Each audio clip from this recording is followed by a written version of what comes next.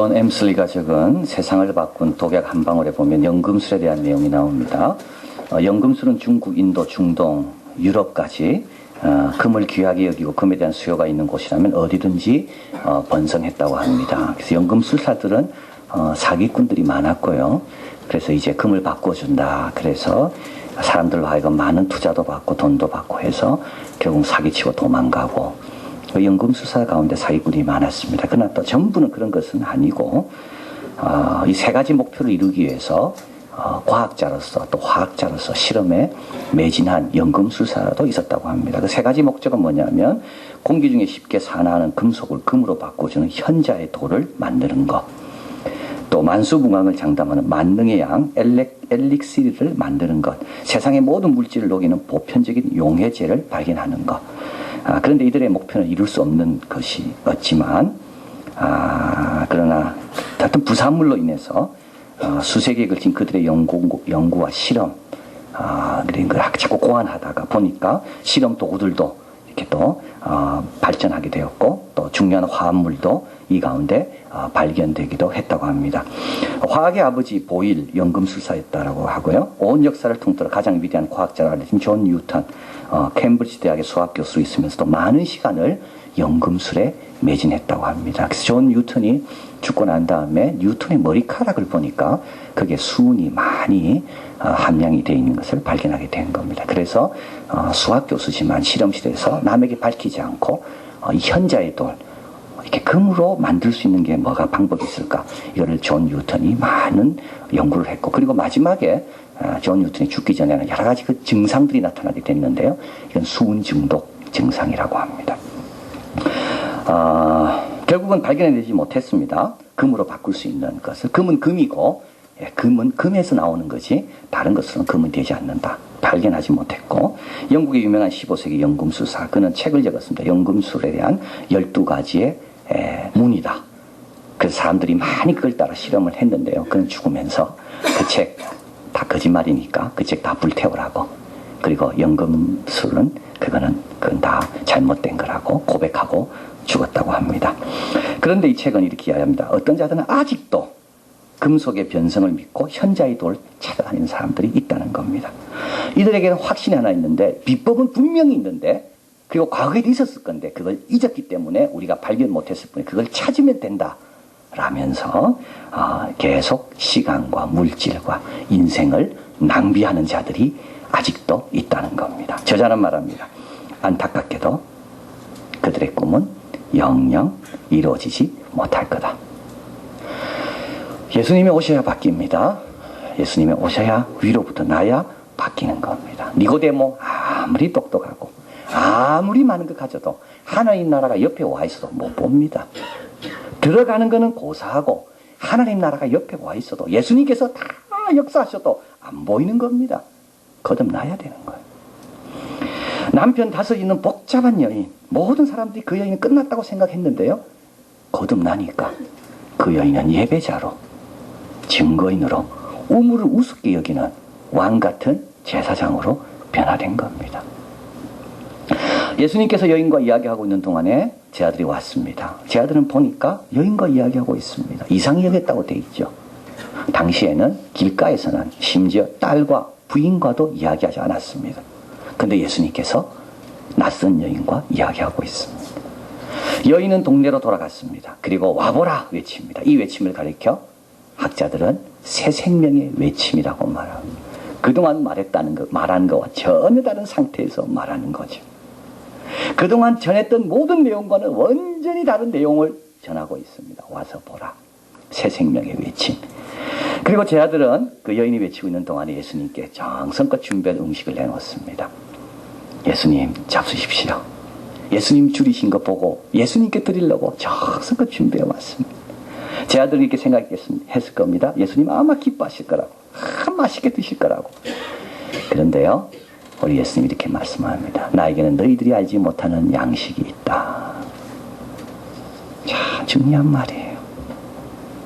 예수 믿는 사람에게는요, 육의 양식 갖고 만족되지 않는 또 다른 체험에 필요한 양식이 따로 있습니다.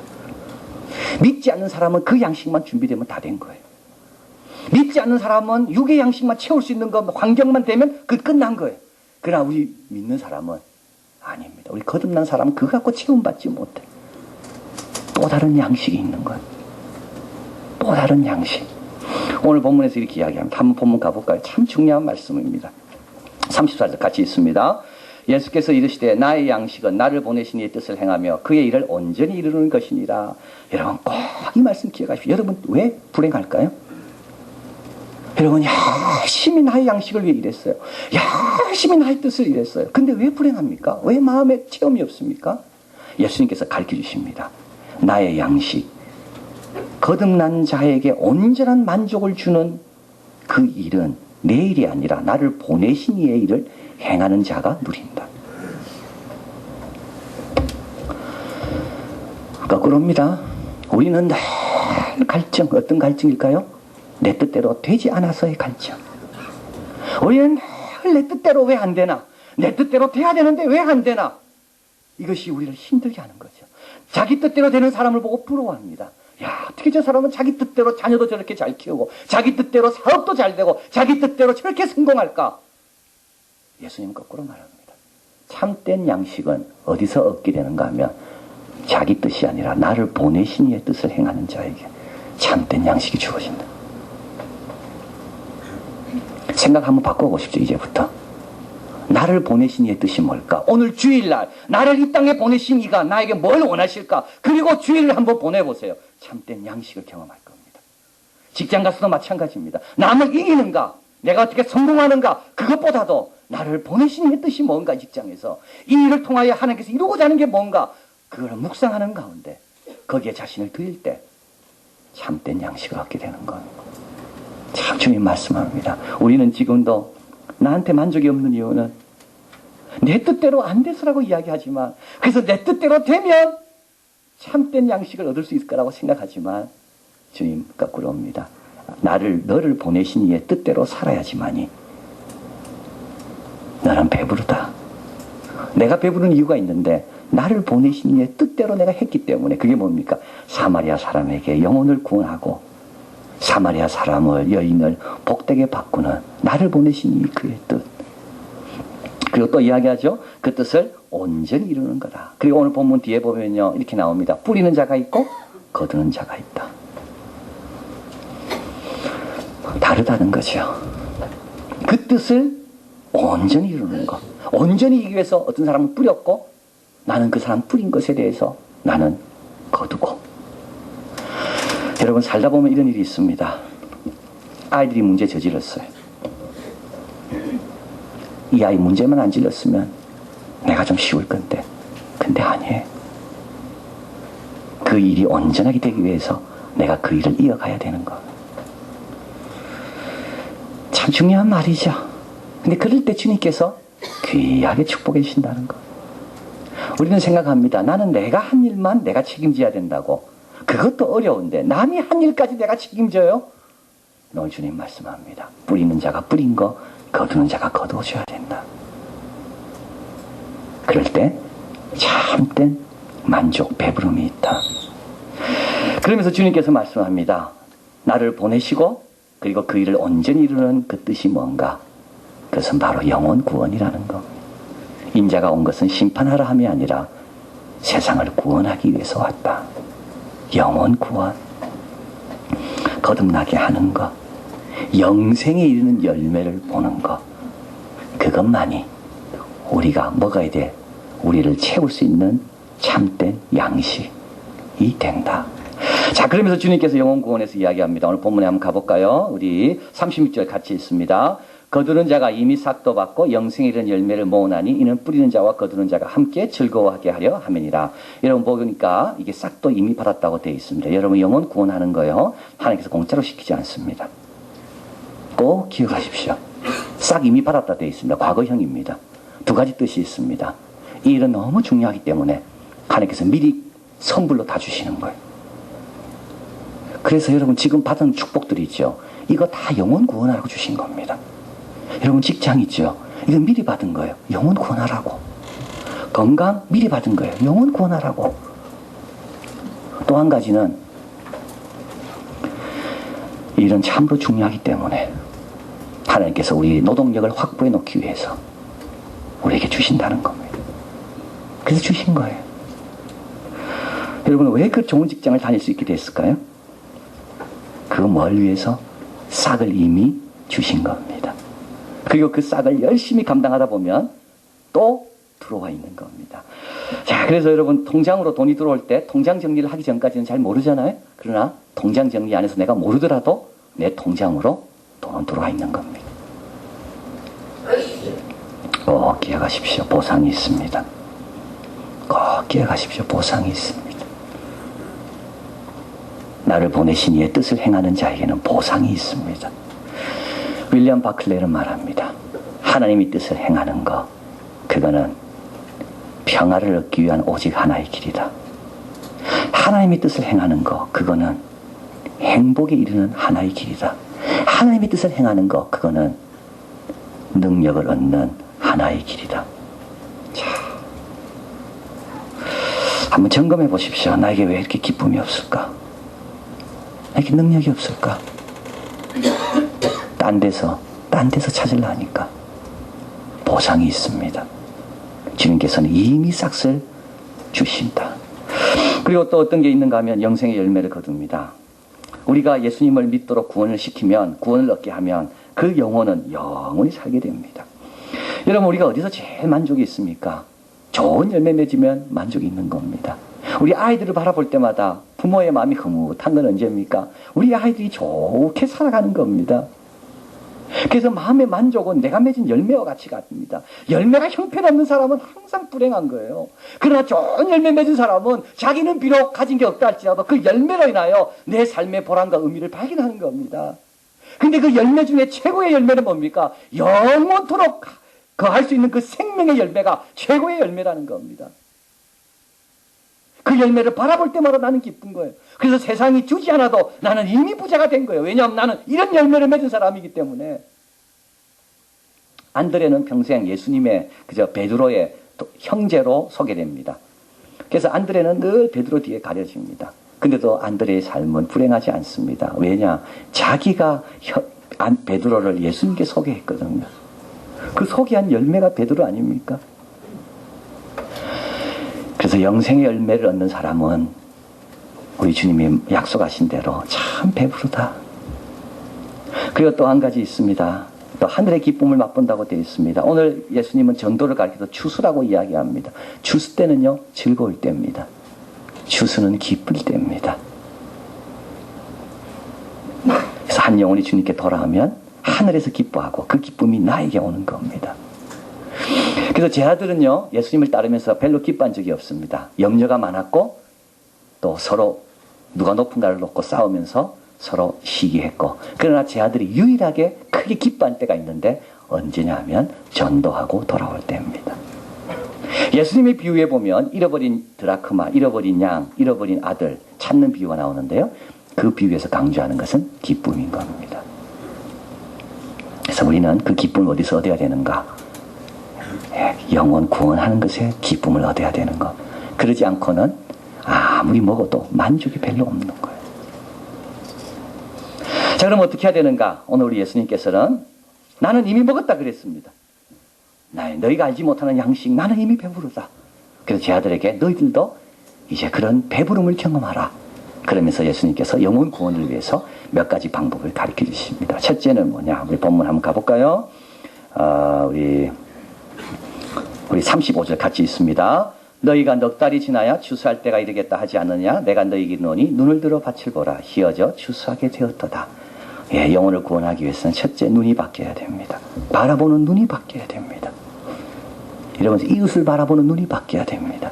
마이클 그린은 이야기합니다. 선교와 전도에서 최고의 동기부여는 천국 밖에 있는 사람들을 바라보는 불쌍히 여기는 마음이다. 여러분, 이웃을 불쌍히 여기는 마음이 있어야지 돕고 싶은 마음이 생기는 겁니다. 눈이 참 중요합니다. 어떻게 바라봅니까? 훈련해야 돼요. 연습해야 돼요. 길가에 다니는 사람을 바라볼 때마다 그냥 바라보지 않고 하나님 저 사람 축복해 주십시오. 저 사람 잘 되길 원합니다. 저 사람 혹시 예수 안 믿으면 예수 믿는 사람 되길 원합니다. 이런 마음으로 바라봐야 된다는, 그 연습을 자꾸 해야 된다는 거예요. 근데 우리는 어떻게만 바라보는가 하면 남의 티만 바라보는 걸로 우리는 연습되어 있습니다. 서로 경쟁하는 눈으로 바라보고 멸시하는 눈으로 바라보고, 자녀를 바라볼 때 어떻게 바라봅니까? 너는 안 돼, 이런 식으로 바라보고, 옆에 사람을 바라볼 때 어떻게 바라봅니까? 하나님의 축복과 능력의 통로가 되길 원하는 그런 눈으로 바라보는 게 아니라 어떻게 저 사람을 내가 이길까, 이렇게 바라보고, 그러니까 전도하고 싶은 마음이 하나도 안 생기는 거죠. 이번 한 달 동안 눈을 좀 바꾸시길 바랍니다. 우리 모두가 다 우리 서로를 바라보는 눈빛 속에 하나님의 사랑이 느껴지도록. 티만 보지 마세요. 이제 티 보는 거 자랑할 거 전혀 아닙니다. 많은 사람들은요, 내가 남의 티를 보면 내가 똑똑하다고 착각해요. 그러나 그거는 주님의 눈이 절대 아닙니다. 주님은 이 여인을 어떻게 바라봤습니까? 남편 다섯 있는 여인이지만 주님은 시몬 베드로를 어떻게 바라봤습니까? 성격이 급하고 거친, 그렇게 바라보지 않았습니다. 너는 반석이 되리라. 나다나엘을 어떻게 바라봤습니까? 나다나엘을 보면서 너에게 간사한 것이 없도다. 나다나엘이 뭐라 말했는데요? 나사렛에서 선한 건 나지 않는다. 근데 주님은 나다나엘을 그렇게 바라보지 않아요. 너에게 간사한 것이 없구나. 그래서 선교할 때 5가지가 꼭 필요하다라고 이야기합니다. 보는 거, 관심을 갖는 거, 기도하는 거, 받는 거, 능력, 권세, 가는 거. 제일 처음은 보는 겁니다. 보는 거예요. 보는 것부터 연습해야 돼요. 보는 것부터 훈련돼야 돼요. 예수님처럼 목자 없는 양처럼 유리하고 방황하는 그 백성들을 봐야 되는 거예요. 나인성 과부가 아들을 잃고 슬퍼하는 그걸 예수님이 보시고 아들을 살려주시잖아요. 나면서 소경된 사람, 많은 사람들 그 소경을 놓고요 손가락질합니다. 누구 죄 때문인가? 예수님은 그를 보시고 불쌍히 여기시사 실로암가에 가 씻어라 고쳐주신 겁니다. 여러분, 눈이 바뀌어야 됩니다. 우리 서로를 바라보는 눈이 예수님의 눈으로 바뀌어야 돼요. 눈을 들어 밭을 봐라. 예수님의 눈으로 봐야 되고, 두 번째로 은혜는 자연보다 강하다함을 확신해야 됩니다. 참 중요한 말씀입니다. 오늘 본문에 보면 너희가 넉 달이 지나야 추수할 때가 이르겠다 하지 않느냐. 사람들은 그렇게 말합니다. 이건 자연입니다. 씨를 뿌리고 넉 달 지나야 돼요. 이건 자연이에요. 그러나 주님 뭐라 말이죠? 벌써 휘어져 추수하게 되었다. 이건 뭡니까? 이건 은혜입니다. 자연은요, 씨 뿌리고 나는데 거둘 때까지 시간이 걸립니다. 은혜는요, 뿌렸는데 바로 거두는 겁니다. 자연은 뭡니까? 자연은 저 사람은 안 된다는 겁니다. 이게 자연입니다. 남편 5 있는 여인은 안 된다는 겁니다. 자연은 뭡니까? 그 여인이 아무리 전해봤자 사마리아 같은 동네 사람들 변하지 않을 것. 이게 자연이에요. 은혜는요, 그 여인이 전하는데 다 오잖아요. 남편 5 있는 여인이 예수님 말씀 듣는 가운데 변하잖아요. 여러분, 우리 예수 믿는 사람들이요, 자연에 많이 속습니다. 뭐 하자 이러면은 자연적으로 이야기합니다. 이거 안 됩니다. 그건 자연이에요, 자연. 은혜는요, 주님 능력 주신 자에서 다 할 수 있는 겁니다. 아까 찬송 불렀잖아요. 오직 나의 능력 주께 있네. 근데 왜 자연의 힘에 굴복당합니까? 오직 나의 능력은 주께 있다고 해놓고 왜 내 능력 이것밖에 안 됐다고 자꾸 넉 달이 지나야 된다고. 아모스 9장 13절 앞에 스크린이 있는데요, 같이 한번 읽겠습니다. 보라, 날이 이를지라 그때 밭 가는 자가 곡식 빼는 자의 뒤를 이으며 포도를 밟는 자가 씨 뿌리는 자의 뒤를 이으며. 가만히 보십시오. 인터벌이 없습니다. 예수님께서 물로 포도주를 받으신 게 바로 이게 은혜입니다. 인터벌이 없습니다. 비가 오고 포도나무가 자라고 따야 포도주가 되잖아요. 은혜는요, 물이 포도주로 바뀌는 겁니다. 아모스 9장 13절이 이게 황금시대를 말합니다. 포도 심는 자 뒤에 바로 누가 따라갑니까? 포도를 밟는 자가 따라갑니다. 이게 은혜입니다. 여러분, 은혜는 자연보다 강합니다. 자연은 말 들으면 안 돼요. 전도합시다. 아이고, 지금 시대 때 누가 전도 예수 믿습니까? 이거 좀 나눠주세요. 아이고, 지금 누가 이거 믿겠습니까? 쓰레기통 바로 갑니다. 이거 다 뭐예요? 자연이에요. 건축자의 버린 돌이 모퉁이 돌이 되는 거, 이게 은혜입니다. 주님 말씀합니다. 넉 달이 지나야 추수할 때가 이르겠다고 내가 너희에게 이른다. 벌써 휘어져 추수하게 되었다. 은혜입니다. 그래서 데이비드 왓슨은 제자도에서 증인이 되려면 5가지 특징이 있어야 된다고 말합니다. 그리스도를 직접 체험해야 된다. 그렇죠? 증인은 자기가 체험한 걸 이야기하잖아요. 두 번째, 말로 표현할 수 있어야 된다. 세 번째, 마음에 호소하기보다 의지에 호소해라. 여러분, 전도할 때 마음에 호소하지 말고 의지에 호소해라. 예수님을 영접해라. 교회에 나와라. 의지에 호소하라는 겁니다. 네 마음이 어떻게 움직이냐가 아니라 너는 의지로 반응하라. 의지에 호소해라. 그리고 영적으로 반응하는 사람을 동정해라. 마지막으로 하나님의 능력에 대해서 확신해라. 복음의 능력, 메시지의 능력, 십자가의 능력, 성령의 능력, 어떤 장벽도 깨뜨릴 수 있고 어떤 사람도 변화시킬 수 있는 대한 확신. 은혜는 자연보다 강합니다. 그래서 바라볼 때, 사람을 바라볼 때, 이웃을 바라볼 때 주님의 눈으로 바라보고, 그리고 얼마든지 은혜의 시대가 됐기 때문에 자연을 넘어서 역사할 수가 있다. 그리고 마지막으로 주님께서는 오늘 어떻게 하라고 말씀합니까? 같이 읽습니다. 우리 38절이죠. 같이 읽습니다. 내가 너희로 노력지 아니한 것을 거두러 보내었노니 다른 사람들은 노력하였고 너희는 그들의 노력한 것에 참여했느니라. 마지막으로 참여하는 겁니다. 여러분, 참여하십시오. 주님 아십니다. 그래서 주님은 어려운 일로 맡기지 않아요. 보낸다는 말은 무슨 뜻입니까? 다 알고 보내시는 거예요. 우리의 형편처지를 알고 보내시는 거예요. 그러나 주님께서 보내시는 곳에는 가서 하면 되는 거예요.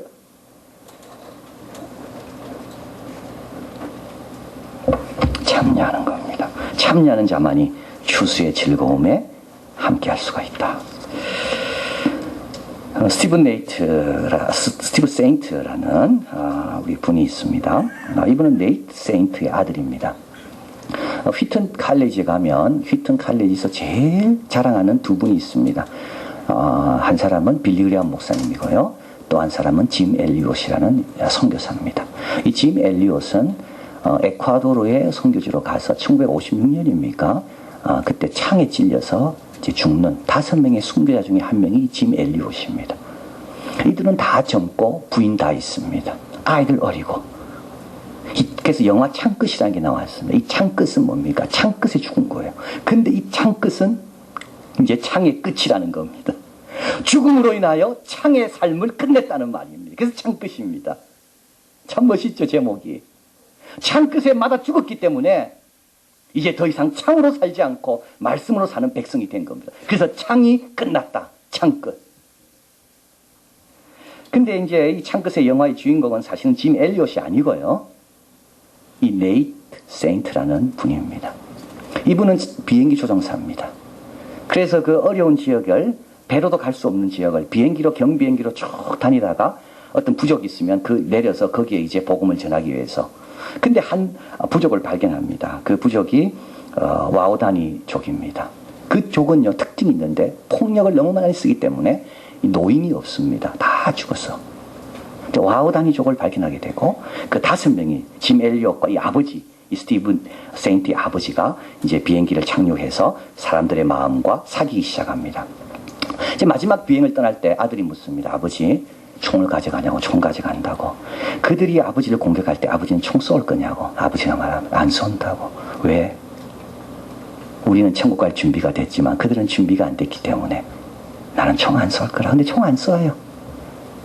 그래서 그들이 창에 끌려 다 죽어요. 5명이. 그리고 그 미망인들이 떠나지 않고 거기서 계속 선교하는 겁니다. 근데 그게 아들입니다. 그래서 그 아들은 늘 고민이셨다는 겁니다. 우리 아버지가 죽었는데, 창에 맞아 죽었는데 그렇다고 그 부족이 변했는가? 그 부족은 늘 죽이는 사람인데 뭐 남도 죽였을 건데 왜 그때 우리 아버지가 죽어야 됐는가?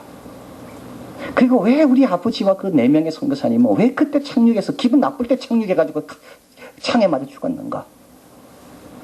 근데 이제 30년이 지난 다음에 이분이 본인이 선교사가 됐습니다.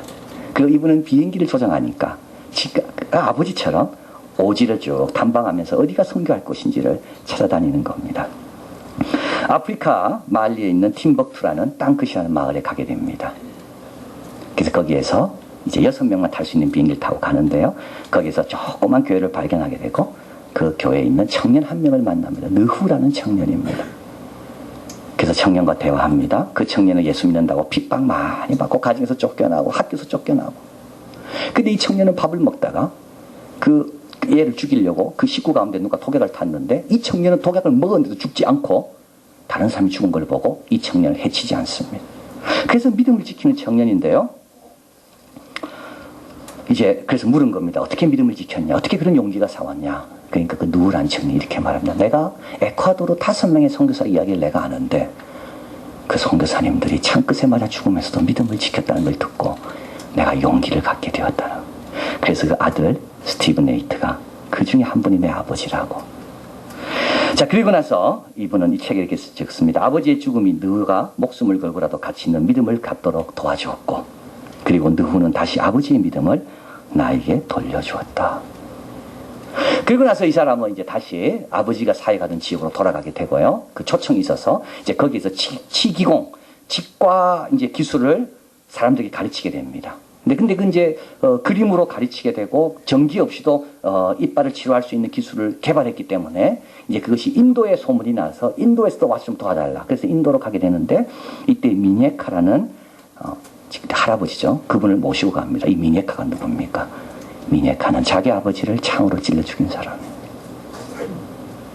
그리고 가서 13세 소녀가 이빨이 하파하는 것을 다 치료해주고 이 미네카는 이제 변화된 사람이에요. 그래서 미네카가 손을 얹고 기도하는 순간 그 아들이 그 손을 보면서 깜짝 놀랍니다. 이 손은 내 아버지를 찔러 죽인 그 손이었는데 지금은 하나님의 축복이 임하도록 돕는 손으로 변해 있구나. 아버지가 뿌린 거 열매 누가 봅니까? 참여하는 사람이 보는 겁니다. 참여하는 사람이 보는 겁니다. 선교에 참여했기 때문에 그 아버지가 죽으면서 뿌린 것을 그 아들이 보는 겁니다. 참여하지 않으면 못 보는 거예요. 우리는 이번 이제 한 달 동안 전도하려고 합니다. 여러분 참여하시길 바랍니다. 넉 달이 지나야 되겠다 그런 말은 이제 더 하지 마십시오. 이거 안 된다 그런 말 하지 마세요. 내게 능력 주신지 난 할 수 있다. 아까 불렀잖아요. 주님은 나의 능력이라고. 그리고 주님 안 된다 말하지 말고 내 눈을 좀 변화시켜 주세요.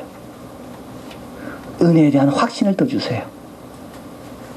그리고 주님 하라는 일에 참여합니다. 그러면은 주님께서 약속하신 보상, 주님께서 약속하신 기쁨, 또 주님께서 약속하신 놀라운 열매 맺는 우리 모두가 될 줄 믿습니다. 기도하겠습니다.